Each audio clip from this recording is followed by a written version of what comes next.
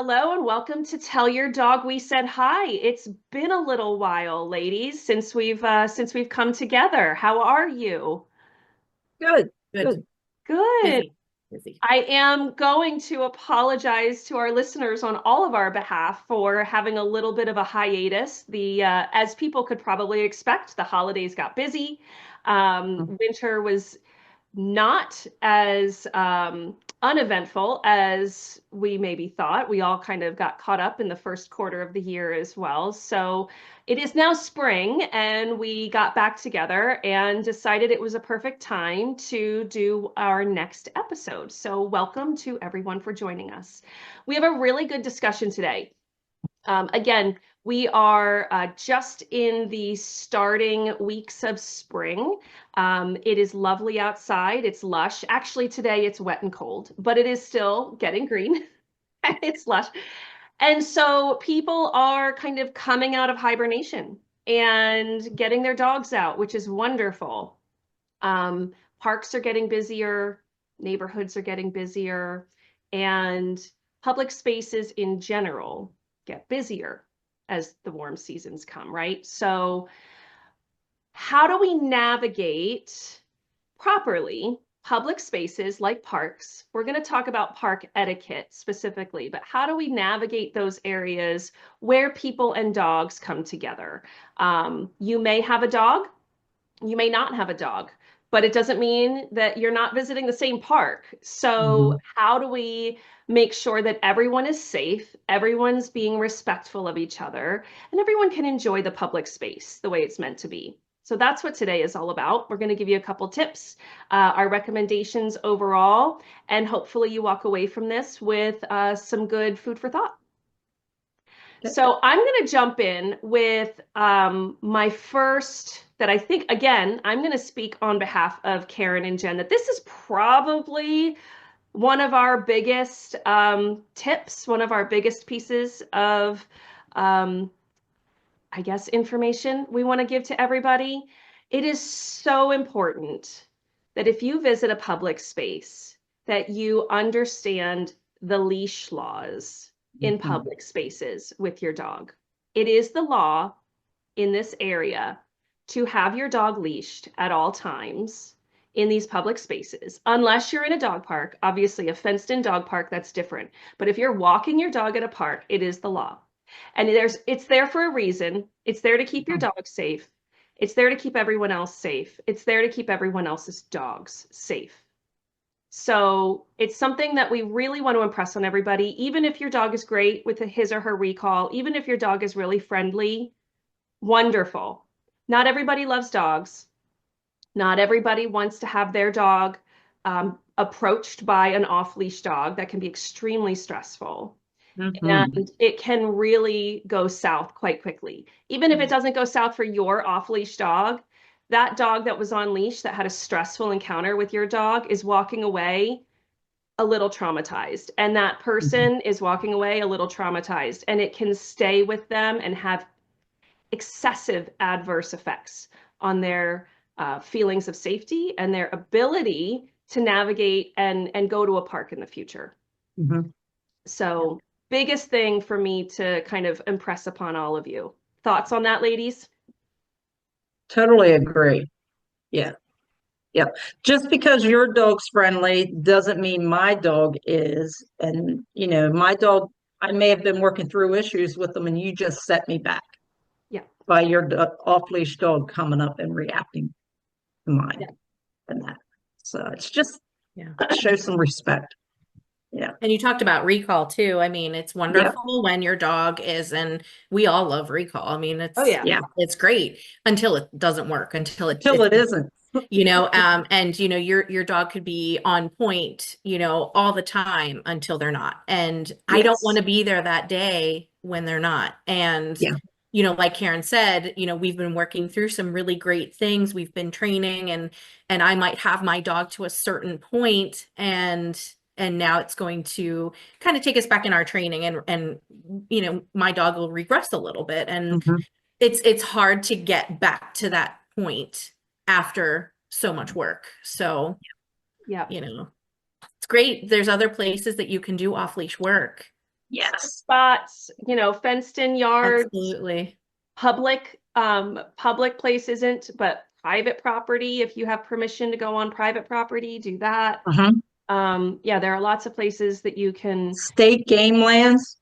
yep, yep, So yeah, there yeah, are there's places plenty of like that. places. Yeah.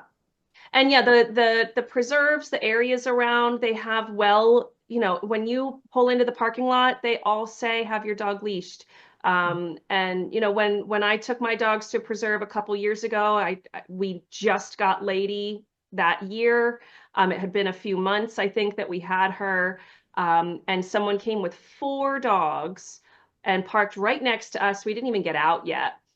I was getting the dogs out, and she had all of her dogs off leash getting out of the car. And I said, "Can you please put your dogs on leash?" And she wanted to come over and say hi to Lady, and that's a different one.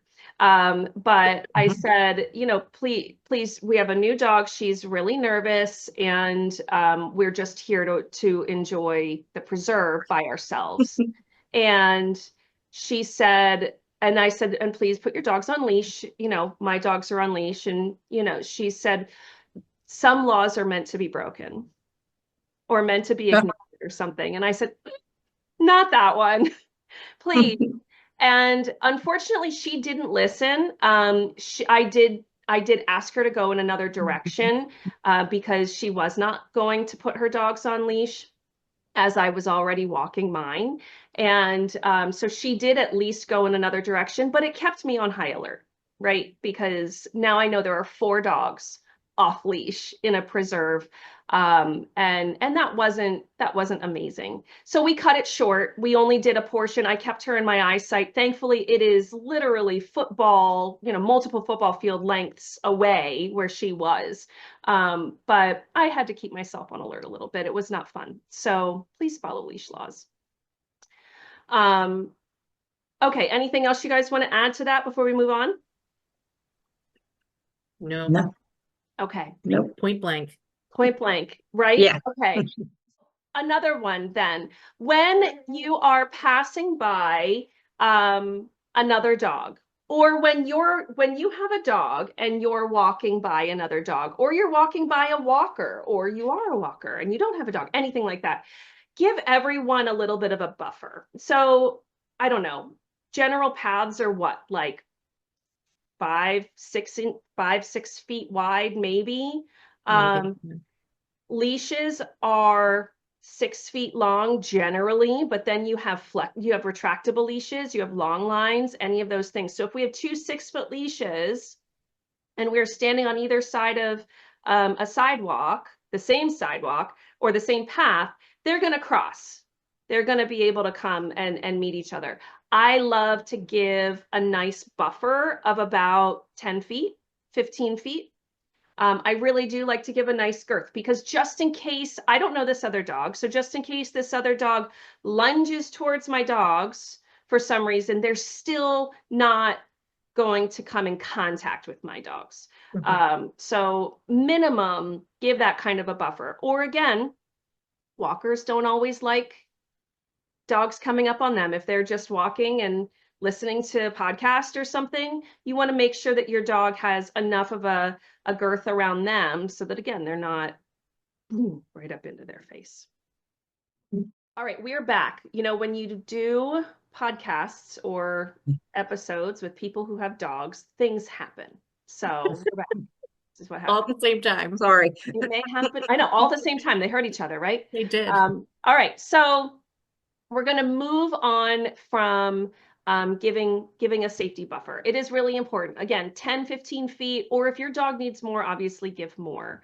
But let's move on to our next one. Jen, you have a good one. Yeah, so when you are out walking, I think people understand that, dogs tend to be a bit of a magnet. And so everybody wants to come and say hi, especially if you have a puppy or a really cool looking dog or just a dog. And so it's really important to understand that not every human and not every dog wants to say hi to people and dogs walking by. A lot of times, maybe in the neighborhood, especially if, you're constantly walking your dog and it's a routine and neighbors are out and they're going to be out now. You kind of have to prep your dog for that. You have to prep yourself for that because you might not make it very far before you start talking to all the neighbors. Mm-hmm. And so, there's that component, but when you're on trails and you're at a park, a lot of times people go to these places for a little bit of solace and just to kind of be in the moment with their dog and just to kind of maybe be in a nice, quiet place. And they really just don't want to be approached. Yep. And then there's also the dogs that really can't be approached and Mm-hmm. shouldn't be approached. And there's a little bit of, I think, maybe a thought behind that is, some people might say, well, you shouldn't really be on a trail if your dog can't be approached. Well, no, I think we just kind of discussed that there's plenty of space to go and there's plenty of places to be. And, if you kind of read the room, read the body language of the human and the dog.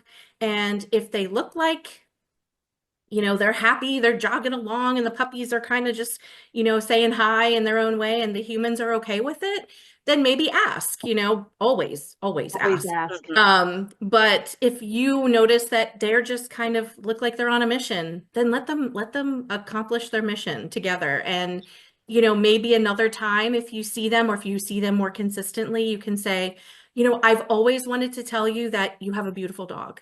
And you know what? You might make somebody's day and you might make the dog's day, because maybe they were struggling, just trying to get on that trail and just trying to, get a walk in, or maybe just the human had a bad day. But hearing compliments and things like that, it doesn't need to go any further. Sometimes it's just, Mm-hmm. you're Yeah. doing a great job. Your dog is beautiful. I love how you guys walk together every day. I hope to get to that point too with my dog. Something nice to say. It's great.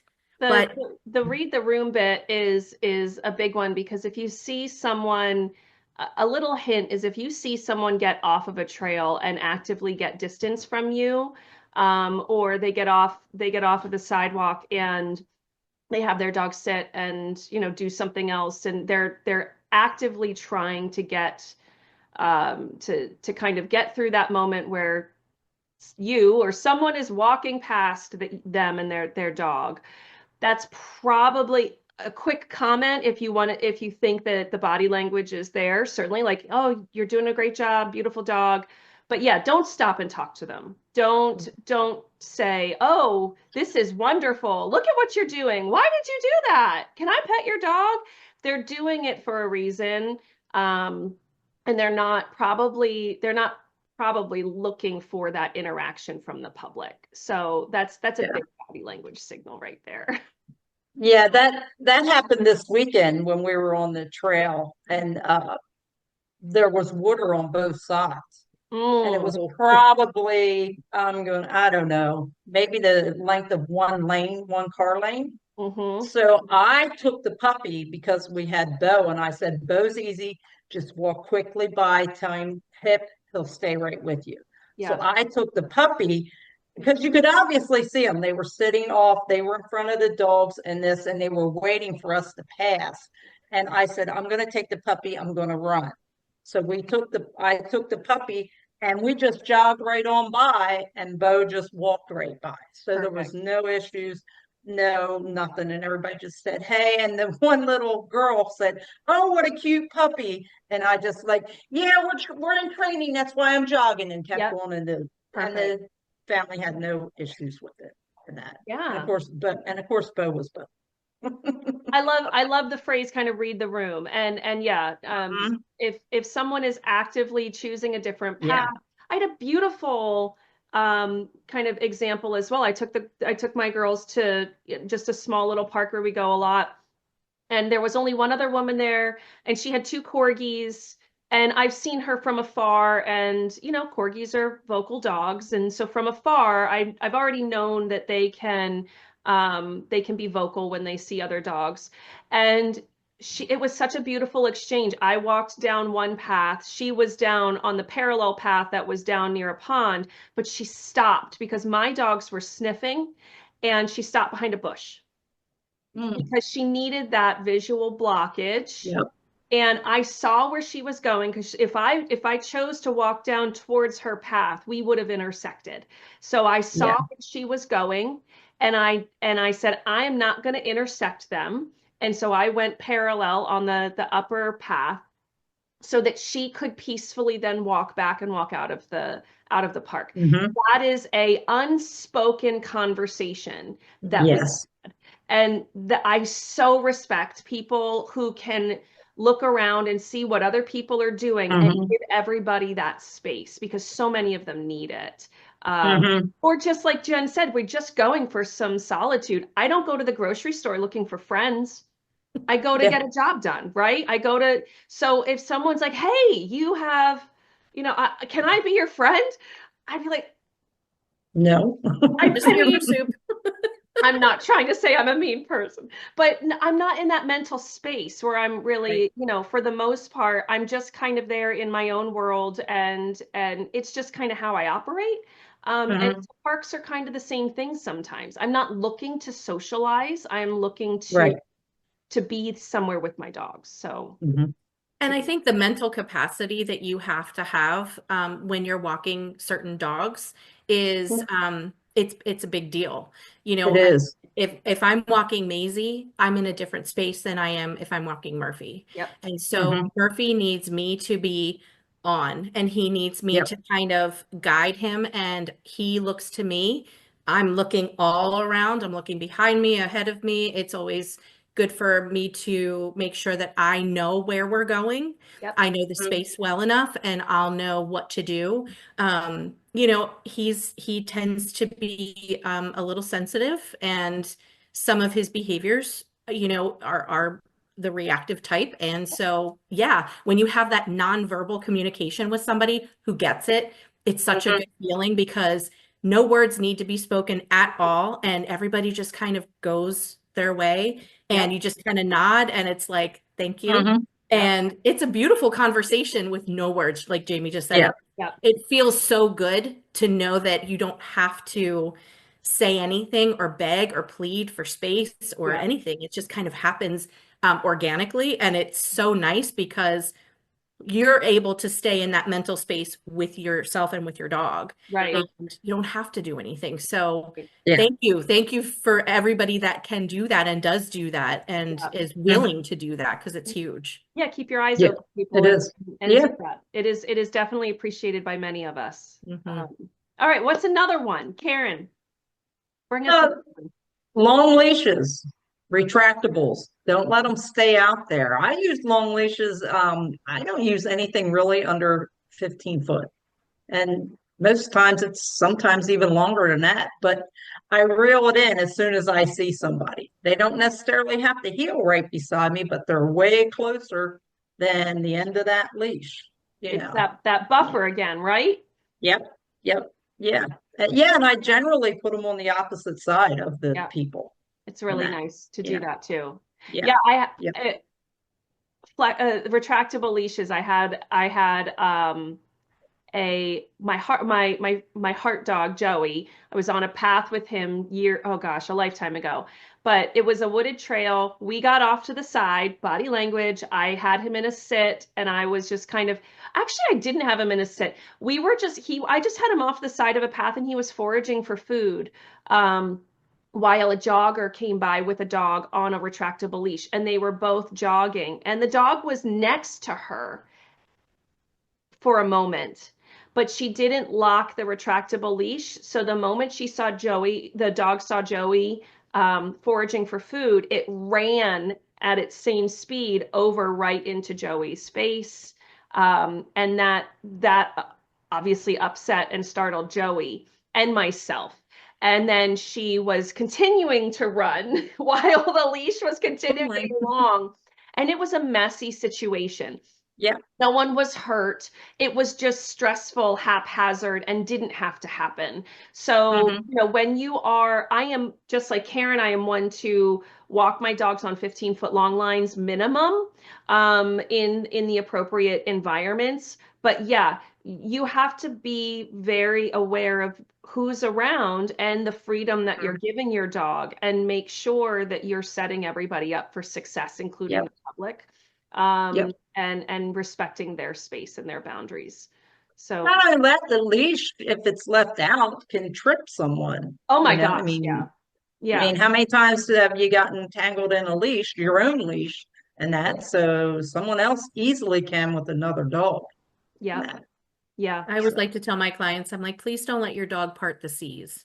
They should Yes. not be in front of you, and nobody should be going like this Yeah. because your dog is full throttle. You never know what's ahead. Yeah. It's best to just, if you see people, hear people, and you're going to on a trail, likely, depending on which one you frequent. But if you frequent them, then you usually can You tell. kind of know. Yeah. Mhm. Yeah. you can Yeah. Another one, though, that I think is really important that I've come across so often with Sunny, but also with some friends' dogs who are actually quite timid and conflicted at points. Don't be a drive-by petter. And what I mean by that is when you pass a dog, if you're just kind of walking and you see a beautiful dog, yes, as Jen pointed out, you could say, "Oh, beautiful dog, wonderful." Mhm. But don't touch the dog. Don't drive by, "Oh, you're so pretty," and keep going. That really can be quite intrusive, upsetting, and even leave quite a negative taste in a dog's, well, negative taste in dog's mouth. That doesn't sound right coming out, but it really does. It can be quite negative for a dog, not to mention Mhm. human, but you don't know if that dog wants to be touched by you. Right. And you are a stranger. They don't know you from Adam. And so having a stranger touch you Touch. is not usually something that all beings welcome. Most beings don't. Mhm. Always ask. Always ask first. Well, I mean, if you consider too that if the person who is walking that dog doesn't realize that hands were involved, and if that dog reacts and the person's like, what just happened? Did something happen? Like, are we dealing with a behavior issue? No, your dog was perfectly fine. Mhm. And Mhm. somebody reached out and did something they probably shouldn't have. And Yeah. it caused a little stir. And, then you're kind of left with, yeah, I mean, is this going to cause more problems every time we go on a trail now? Or, Mhm. it's one of those things where you just kind of keep your hands to yourself. Yeah. Yeah. And your kids. Mhm. People let Yeah. kids run up to other dogs Oh and my that, gosh. which Yes. is really can be That's a good dangerous. segue for And sure. please don't make us be the teacher. I mean, and the number of times that I've had toddlers or very young children, 4 years old, walking up to me where mom or dad are literally 40 feet away, just strolling and watching. I'm the one that has to say, stop, no. And it's not Yeah. necessarily because my dogs wouldn't accept or even potentially welcome the interaction. It's because I don't want to set a precedent that these Yeah. children can potentially walk up to unknown dogs. And so, unfortunately, I've had to do that. And I've had to say, no, not today. And I walk and, scoop my dogs Mhm. the other way. Because, Mhm. yeah, it is definitely a big safety concern for sure. Yeah, Mhm. kids can be a little bit unpredictable. And I think Yeah. that it's lovely that I think more so now than maybe when I first started training. I feel like kids are a little bit more respectful Yeah. and they'll Yeah. say, can I pet your dog? But there's also that caveat of you can't be running towards me and saying, can I pet your dog? Yeah. Right. It needs to be, may I pet your dog or can I pet your dog from, 10 to 15 feet away, then Mhm. approach if I say yes and wait for my response, Yeah. as opposed to, Mhm. oh my gosh, I love your puppy. Can I pet your puppy? And my, puppy's like, oh my God, this thing is running Yeah. at full Yeah. speed. And Yeah.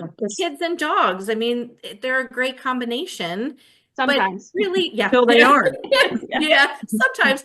But I mean, in our utopian world, yeah, I Yeah. mean, kids and dogs, they cohabitate beautifully, but it's not always the case. And it's really nice. So teaching our kids, no matter what age, and if they are below an age that they can comprehend the fact that they need to stop Yeah. and ask, then you need to be that person that stands there and says, no, we are not going to run Yep. up to the dog, or ask for your child. Yeah. If your child Hmm. is loving dogs and you don't have one, again, read the room, kind of Yeah. figure, Yeah. is this a good time? Is this a good dog to ask? But you've got to be it's a safety issue too. Yeah. Yep. For Safety issue. sure. For sure. Yeah. I mean, Definitely. my girlfriend has a miniature poodle, a toy poodle, and um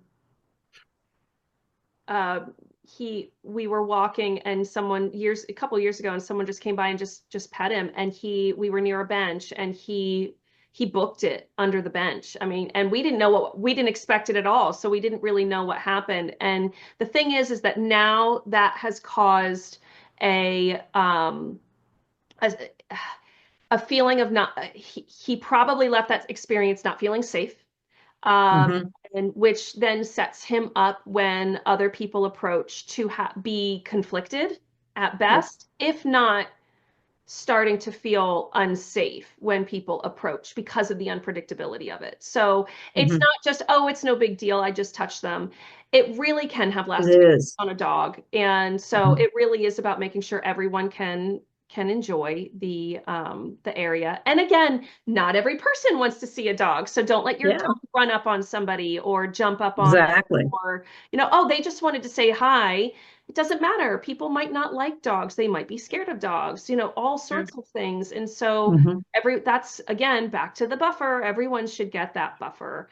And control, but not only buffer, but control of your dog Yeah. also, I Yeah. mean, Yep. Exactly. Just be aware. Be aware of what your yeah. dog is doing for sure. Don't be on your cell phone. Don't be looking up at the stuff. Hmm. You know, Oh, the cell phones. Oh, I the know. cell I phones. know. Make I sure. love my phone. I do, but I love my dog more. And there is nothing more frustrating than watching people walk their dogs With with the their phone. cell phones. I don't understand. It's just as bad as driving with your cell phone. I Stop. know. I know. I know. We have Unless you're taking a cute picture. That right. is a Yes. different story. Yes. But the other stuff Yes. can wait unless it's an emergency, then stop. Just Yeah. Yeah. stop. Another one that happened to me with my dogs and scared the bejeebers out of me, quite honestly, which goes back to, having a buffer, controlling your dog. If you're coming up from behind somebody, announce that you're coming up behind them. Let them Hmm. know if they haven't turned around or recognized you, um, because they may not know you're there. And Hmm. again, I was walking my girls, and shoot, I was oblivious. This guy was a ninja. I mean, he and his dog not only walked up behind us, came in between me and my dogs because they were sniffing, and he just kind of came right in between us. And so my dogs were like, boom, because there was a dog right there, and it all happened so fast. Everything was fine, but it just scared the living daylights out of me. And there was no warning, and I wondered why he had to come through our area where we were walking, and literally in between me and my ducks, because we did have the long lines, but they were snipping. So the long lines were actually slacked. So you could actually step over them, safety issue. Yeah. But he just kind of came right through. And so I don't know what compelled the gentleman to do that. Um, but again, if you're just let someone know behind you, Hmm. on your left, on your Yep. right, and give them a little bit of warning so that if they don't hear you or see you, they can adjust as they need to with their Yeah. dog. Hmm. Or they can adjust what they need to do if they don't have a dog, and they just, oh, Hmm. and they move over and here comes you and your dog. So Hmm. just another one. Okay. If you see a dog, okay, you know what? These all go back to buffers, kind of, but Hmm. you know, It's there's huge. a shirt that just Buffer's says huge. buffer. Yeah. Um, if you see an agitated or stressed dog, and again, this goes back to a little bit of what Karen has said, a little bit of what Jen said, avoid the dog, avoid the person, read the room, again, is what Jen said, and walk the other way. Do not try to engage with them. Don't watch them. Don't say, what's wrong with your dog? You really need training. None of this. These people are trying to enjoy a park area. They probably are trying to maintain a certain amount of distance with their dog, which can be tough sometimes. And they may be really working on the skills that they're learning if they are in training, or they're just trying to survive it. And so just help them out and avoid them. 100%. Yeah. 100%. Yeah, they may be training. You don't know. Yeah. And you just screwed them up by walking that close. Yeah. And they and don't saying need to something. they don't need to hear, your dog. No. Oh my goodness. No. No, let's give a verbal buffer, please. Yeah. Yeah, exactly. Exactly. No one needs that. And it really is,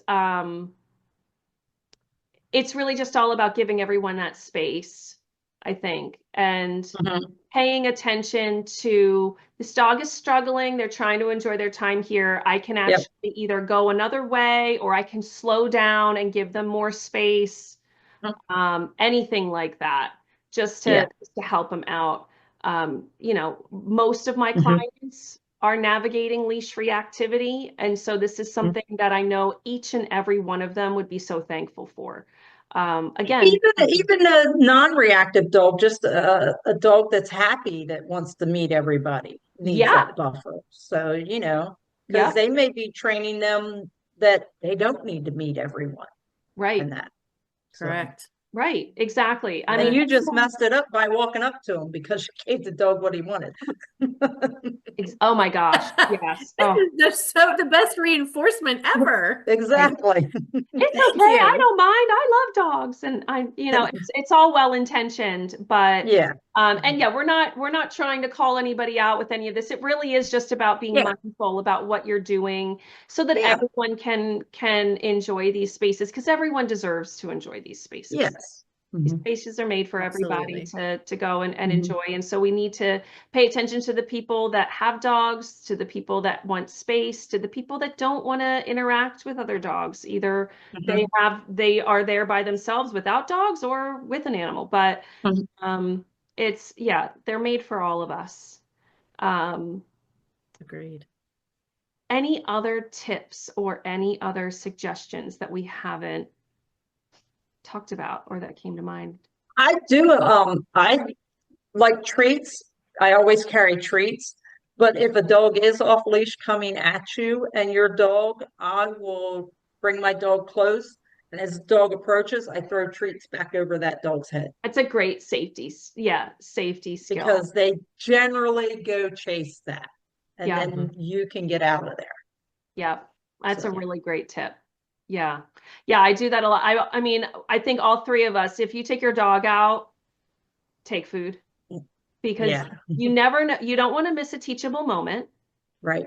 You don't want to, and you also, we use food for survival skills as well, similar to that. So, tossing food to a rogue dog, so that it gives you time to get your dog a safe distance away. It is definitely something that can be beneficial. So we're not armed and dangerous. We're armed and delicious. Yes, exactly. Yep, exactly. Unfortunately, then we'll have all the dogs following us. I was just going to say, we're going to look like the Pied Piper coming out of the woods with a bunch of dogs, but I was going to say, every dog's going to come up. They're all very happy. Yes. Murphy would be like, you gave all the chicken away. What is happening? I know, right? And actually, I know, Jen, you commented, you made one more, which is really, really good for people with dogs. Get to know the space or the areas where you walk really well. And I think, speaking to Karen's survival skill, that speaks to that too, because if you do have a sensitive dog, knowing the exit routes, knowing, like that big bush that the woman hid behind, with her two corgis, knowing the visual blockers, knowing all of the, knowing the ins and outs does give you a leg up. Does. And if you have anybody that's listening and hanging out with us, if you have great spaces that you have frequented that let us know. maybe, maybe not everybody in the area knows, and not that we want to, invade your space and, all of a sudden it becomes the most popular place. It's like my husband fishing spots. He's like, not sharing that. But I mean, if you consider, the fact that if, maybe your dog is a little sensitive and you found a great space, and hey, listen, sensitive dogs, like this is a really, the trails are wide. It's, there's a lot of places to kind of, open areas move away. Yep. Cut off. And yeah, I mean, I would love that. I think it's great. And yeah, I think most people know the general area and the parks, that are around, but sometimes they get really busy, and it's nice to just have another place to go. You drive by the typicals and you're like, it's kind of busy today. I'm going to try something else. And it's nice to have a list. Yeah, it's really good because I mean, especially now that there's like baseball practice and things like that happening too, you may go in an evening and there are, 200 people there, and it'd be okay because they're all condensed in one area and you can go somewhere else, or it may not for you and your dog, like you said. So, assessing and then saying, well, let's try this next spot. And I agree. I think that's an excellent tip. Well, this was wonderful for our kind of back into the swing of things episode. I think that we've covered quite a lot of ground with these tips. If you do have questions, or like Jen said, if you do want to share any public areas that you take your dogs that you really do enjoy, please do so. Comment. We are going to be starting to have guests on our show in the next couple weeks or episode. I don't know when we're going to plan the next one, but the next one I believe is going to be where we have our first guest. And that's part of what this is about. We want to bring helpful information to our local communities, but we also want to highlight other people, other pet professionals that span the pet industry that are local and who are providing great things for our communities. So we're really excited to start dipping our toes in that and having some amazing people on. Our guest list has grown a little bit, so we've got quite a few people in line to join us. So we're excited to bring you that with our next episode. Until then, enjoy your walks at whatever park or public or private place you go. And then, as always, ladies, we will happily exit. Tell your dog we said hi. From a distance. From a distance. I love it. Wave to us from a distance at the park. Yes. All right. Take care, everybody.